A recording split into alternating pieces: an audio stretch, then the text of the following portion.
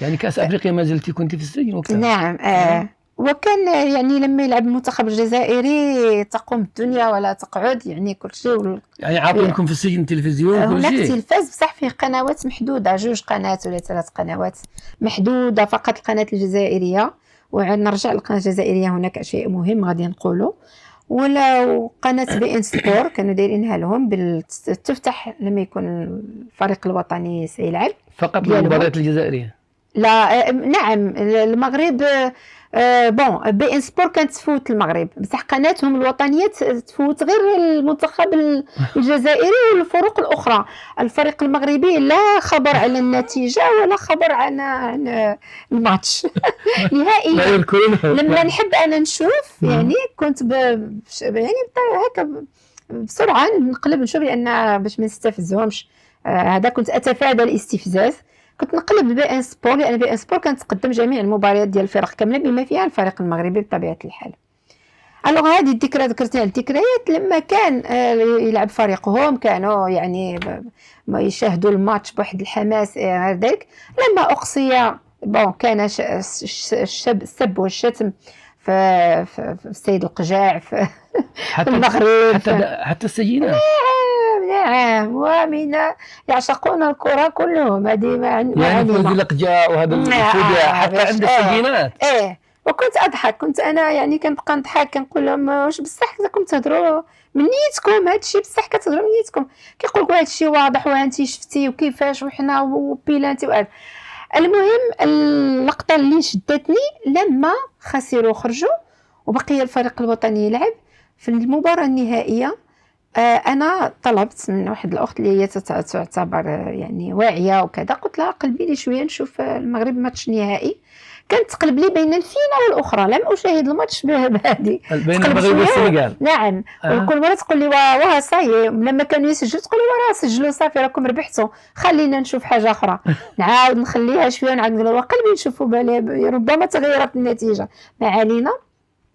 في نهايه المباراه لما بون فاز السنغال بين قوسين، يا إلهي الصرخات الغوات يعني يصرخون أكثر مما صرخوا لما كان يسجل الفرح داخل السجن حتى أن المغرب الرجال كنا نسمعهم، كنا نسمع صراخ الرجال من عن بر الرجال الله يعني الله. بطريقة مهووسة جدا.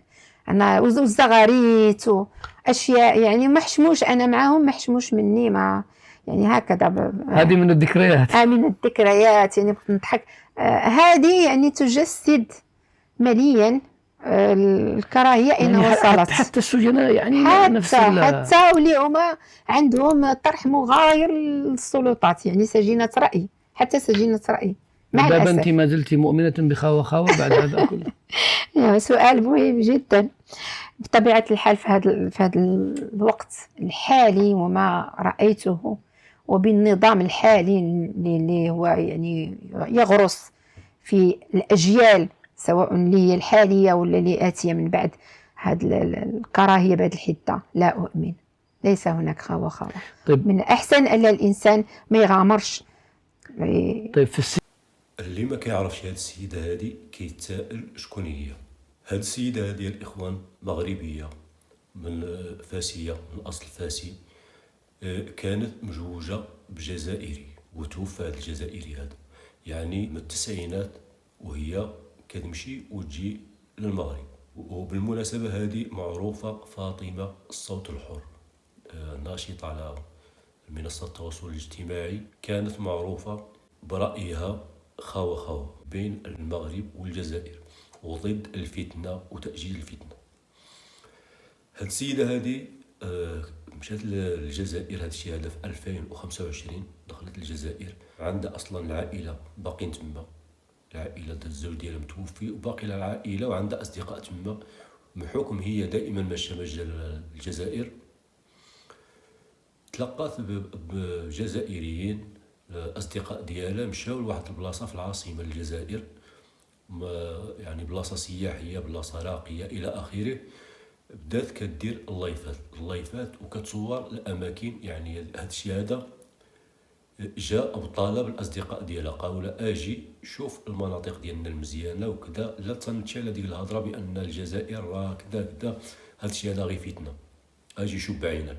هي بحسن النيه مشات لواحد البلاصه كما قلت لكم مزيانه سياحيه كذا، دارت اللايف بدات كتصور، يعني ديك الشيء كتقول هذا الشيء مزيان. في هالمنطقه هذه السياحيه كانوا في واحد المطعم، واحد المقهى، في ظل هذا يعني ديك الساعه النيت في اللايف جات عندها وحده تهجمت عليها، وحده ما بغاتش هي تسميها، يعني قالت لك هذه وحده جزائريه معروفه بالعداء ديالها للمغرب وبالسب ديالها الى اخره، جات تهجمت عليها. جاو المهم فرقوهم تما، كتقول بان هادوك الناس اللي تدخلوا كذا كاين ناس فيهم اللي مزيانين، اللي اصلا يعني لو بغيت تقول داروا في ديك السيده الجزائريه وخلاتهم هي معاهم في ديك الاجواء ومشات بحالها، وخلاتهم شي ناس كيدوروا في هذيك على ديك التصرف اللي دار.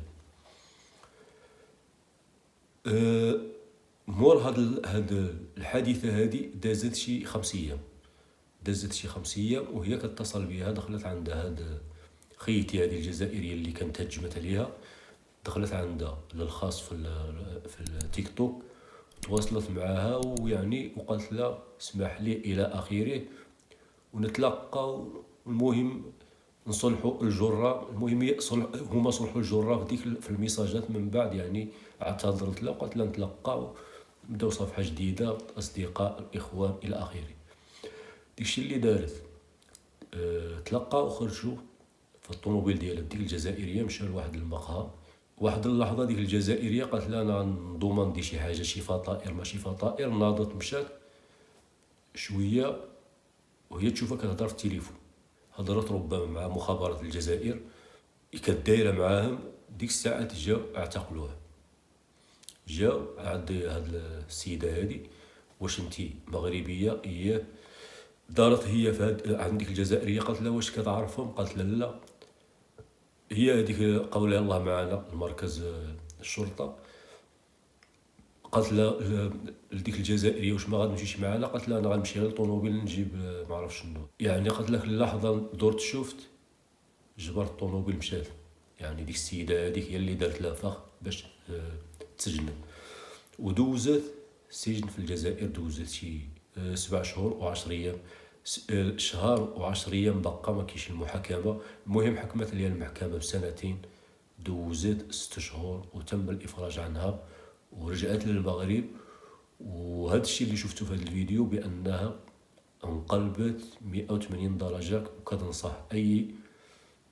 كنصح المغاربه ما يمشيوش للجزائر، ولو يعني على الخدمه كيقول لك تما كاين كيضيقوا عليهم بزاف. الا دخلت في نقاش معاه في الجزائر على وطرحوا عليك السؤال واش الصحراء مغربيه ولا كذا، وقلتي مغربيه، راه تسبب راسك مشاكل وممكن يتم السجن ديالك. اذا الاخوان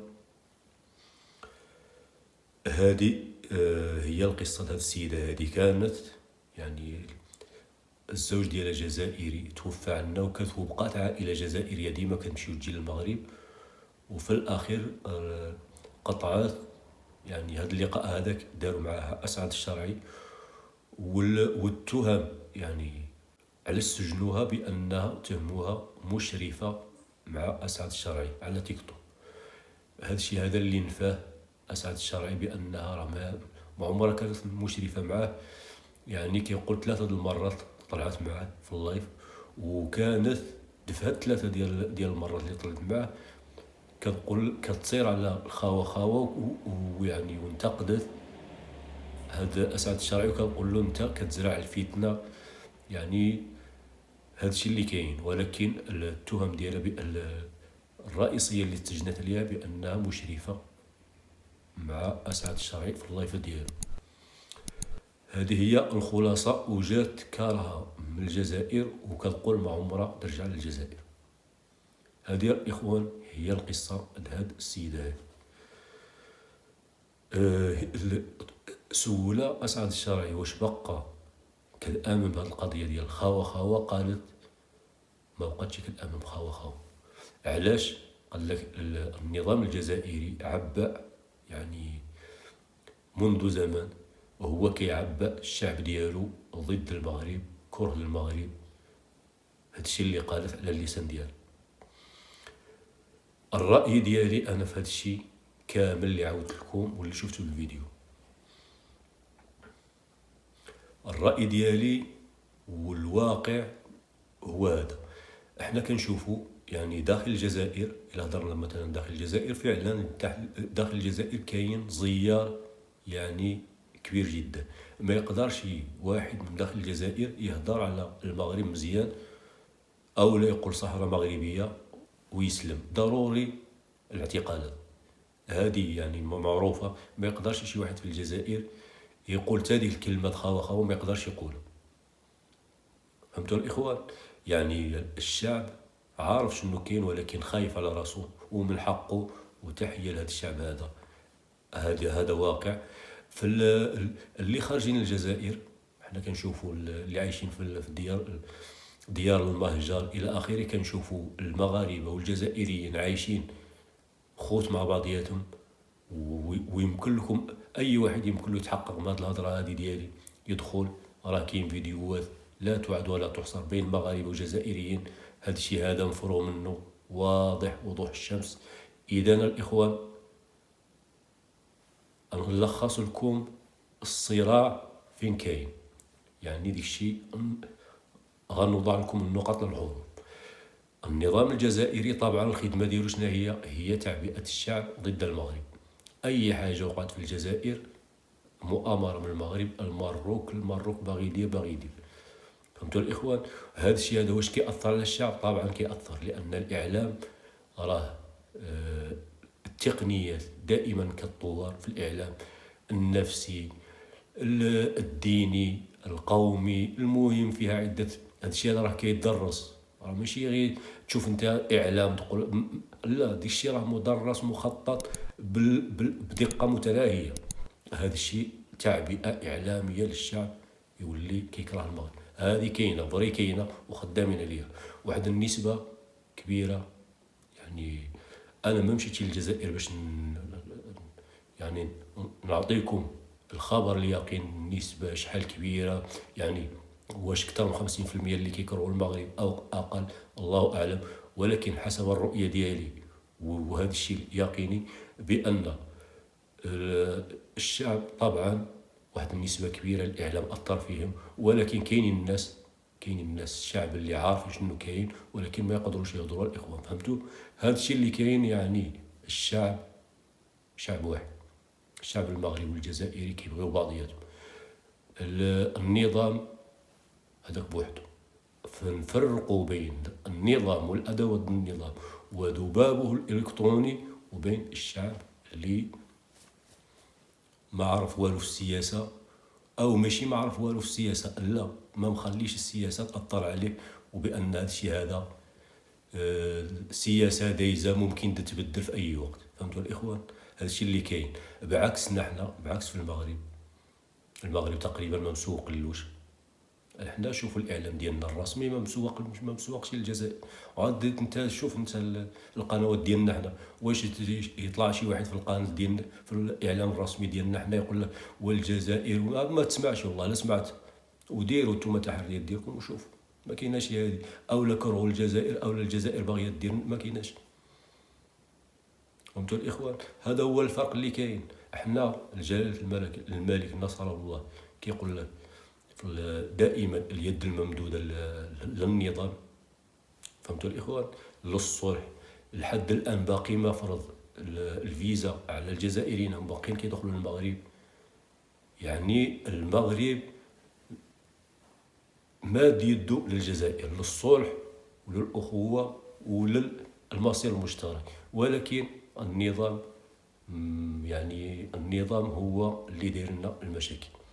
اما الشعب، اما المواطن في جهه والنظام في جهه. هذا هو اللي كاين الاخوان. هذا هو الهضره. يعني النقط الحروف ديال لكم في هذه الحلقه هذه باش تعرفوا شنو كاين. المهم جيم الفيديو الاخوان.